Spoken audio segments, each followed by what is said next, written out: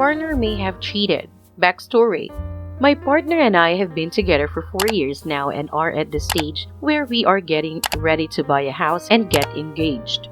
We broke up briefly about 2 years ago, and when we were in the process of getting back together at the time, there was a strange incident where I caught him talking to women on dating apps that I thought he deleted. This was completely out of the ordinary for him and not the reason we separated to begin with.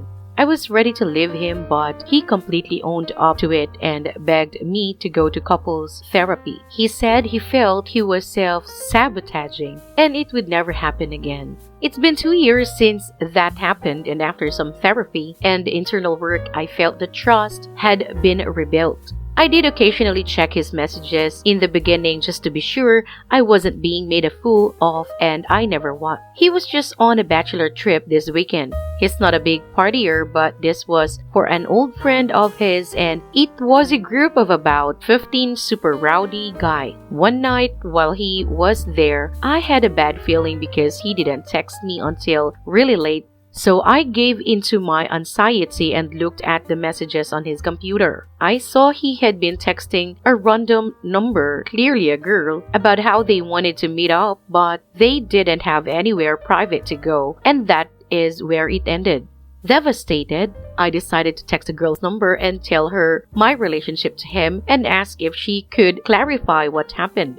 She said he was very clear that he didn't want to cross that line with her or anyone while they were in the bar, but once they walked outside, they did end up kissing a little, but that was it. After that, I told him that we were over and he called me in tears saying it was a misunderstanding. He said everyone there can attest to the fact that he was being good all weekend. All he did was talk about how excited he is to start a family with me, which I do believe, and that he was a hard no to any girl that came up to him. He said that his friend was the one texting her from his phone, and this friend was texting and calling girls from everyone's phones throughout the weekend as a joke, and that's what this was. He said he doesn't think he blacked out and kissed that girl, but that it was more possible than him sending those texts. He swears his friend did it, and his friend even apologized for it. He told me he left his computer there on purpose because he was confident nothing would happen and I was free to look. There was also another text conversation that was more obviously sent by his friend because it said his friend's name in it. Does this story sound like it could be possible? He sounds so genuine and vulnerable, but I can't piece it together to make sense. I feel like it would almost be worse of his lying about it. We live together and I'm not sure what to do. I told him to sleep in the guest room for a few nights while I think about it. Now for the top advices. Here's an advice from one Gunot. I am so sorry I'm saying this. I don't care how small the incident was. Once a cheater, always a cheater. But this is just my opinion. Here's an advice from Significant Arm 67. The cheating is beside the point. It is not necessary or worth the effort to investigate the fact. If you don't trust your boyfriend and you don't believe the things he tells you, for whatever reason, you should break up. Here's another advice from Rusting Earth. Buy a house and get engaged.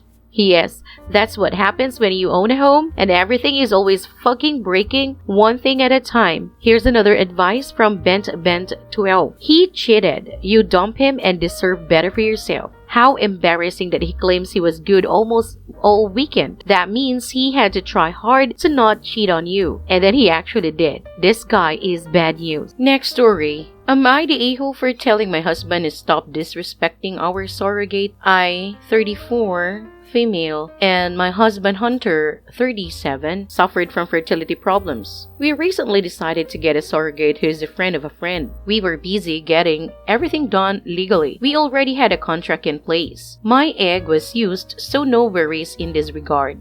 Plus, our surrogate is a respectful, kind of woman who's been keeping her part of the contract intact. But it's Hunter who's starting to act strange. I've noticed that he has been focusing his all attention on our surrogate, like skipping work to visit her, or get her things she didn't ask for, chat with her all the time on social media, and also constantly offering to do things for her like drive her places and sometimes even invite her out or offer to repair stuff for her. She complained to me about this and even told me about things he's been doing that I didn't even know about, like bringing her gifts. I tried speaking to him about what this looks like, but he said that he's doing what he's doing for his son and not her. Still, I asked that he tone it down and respect a woman's space. He got mad at me and accused me of being jealous of the woman who's carrying my own child and said that this makes me look bad. I said our surrogate was the one who complained about his behavior, and he said that this wasn't true.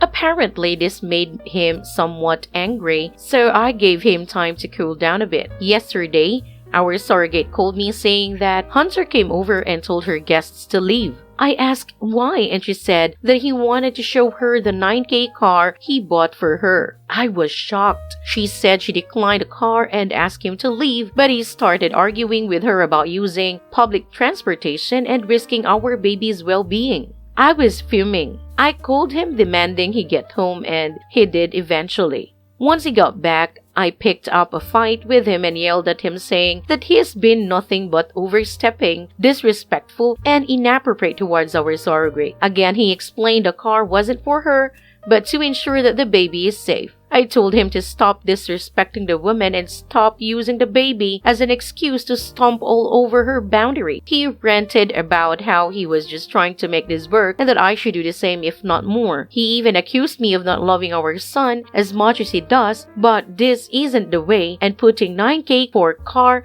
without telling me. He left the house for a while, then came back and refused to speak to me. I might have been hard on him. He might have just been oblivious, so I'm less sure seeing his reaction now.